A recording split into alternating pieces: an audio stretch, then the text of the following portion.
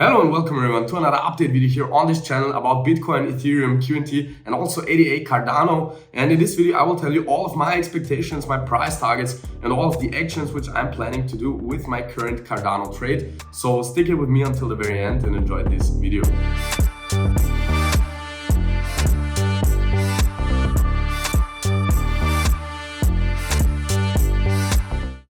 And we're starting here straight on the ADA 4-hour time frame. And as you probably already know, I'm currently in my ADA long position, which is right now in a slight loss, but the amount is not too big, as I told you before. The position size is pretty small at the moment, but I have more long orders below the current low. So what I'm currently thinking about is, so one opportunity for me actually right now would be the way straight up and then the correction down. So in this case, I would scale up in this 1-2 setup when the wave 2 ends. But we have no confirmation for that yet. And because of the Bitcoin and the Ethereum chart, but to be honest, the pump from here straight away is not my primary expectation at the moment. We will zoom in the smaller time frames afterwards as well, of course.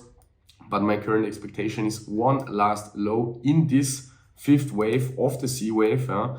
But we should definitely land in this target area still. So there is a little more downside potential until $30 cents. So this is actually the downside potential which can unfold in my opinion for ADA. So that's why I have more long orders down there in this target area to kind of prepare for this last dip and straight buy in at the lowest point. So that's kind of a risky thing to do, catching the falling knife. But I'm following the ADA wave count here on this channel quite perfectly the last 2 or 3 weeks here since I'm analyzing this coin. So I actually have confidence in this wave count, and also this C wave doesn't look like it will extend much more than this, to be honest. So that's actually my view about ADA. I want to scale in there some more in the long position, and when it goes up finally and makes this larger 1-2, then I will again scale in this long position. Why am I actually trading ADA and not Ethereum or Bitcoin? So keep in mind for later on that this is in my opinion an A wave, a B wave and already a C wave, which can be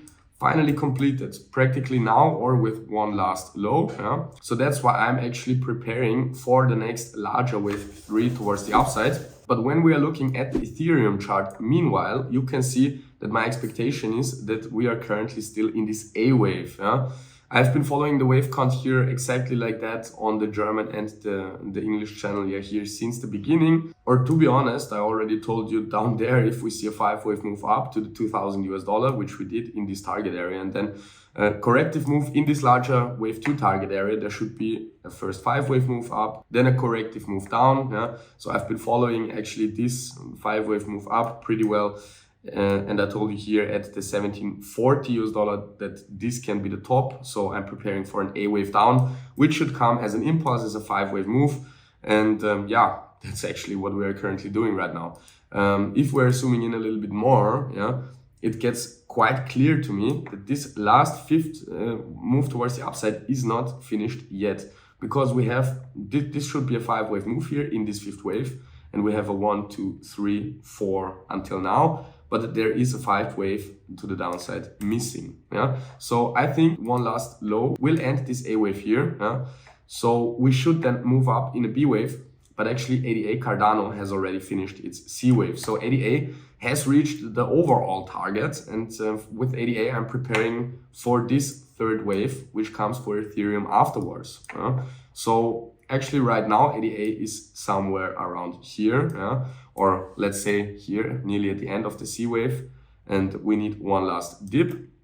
And Ethereum is only at the end of the A wave. We need one last dip to end this, but I don't necessarily want to trade the B wave, to be honest. I told you that many times. That's why I'm observing ADA at the moment, but I will also show you how the BTC Bitcoin chart is looking.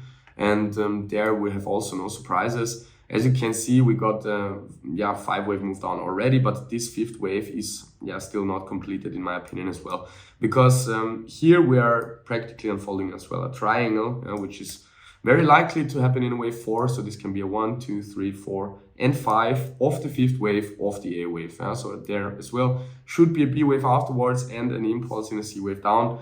The target area is here unchanged between 19,400 and 20,500 US dollars. Yeah, I told you up there in the target area that it can very easily be that a top is in place.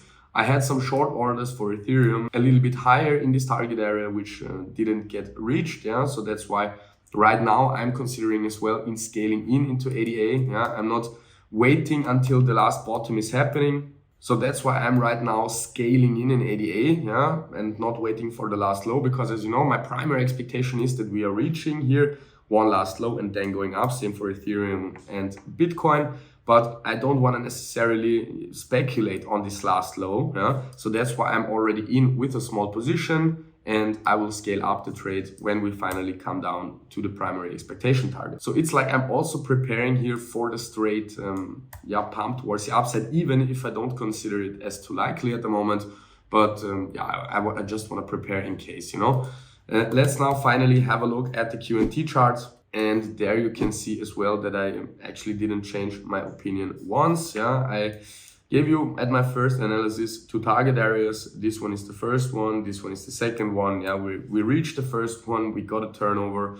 We are on the way to the downside. In my opinion, we will reach the target area between the 80 and the 95 US dollars. If we see here unexpectedly, in my opinion, another move towards the upside, there is still the opportunity that we come down afterwards in this target area. So that is actually the reason why I would not even open up long positions, even if we would see a smaller impulse here towards the upside, for example, as we saw up here, because I knew all the time that it's possible that we come down afterwards here in this area. And it's still possible, even if we get another high. I consider this as an A wave, this is a B wave, and most likely it's over and we're coming down now in the C wave. But the B wave has not so specific rules, so actually it can also extend higher and then come down. So that's why I don't like trading it. That's why I don't open up trades for Bitcoin and Ethereum when they are in this specific B wave. And that's why I open up trades for Cardano, because there we are already in the next impulse and we don't have to mess around with these B waves. Yeah. If you liked this video, if this information was helpful for you, smash up the like button down below the video, activate the small little bell, and subscribe to this channel if you don't want to miss out on that in the future. As always, guys, thank you very much for watching. Thank you very much for your support, and I hope we will see each other in the next video here on this channel. Ciao, ciao.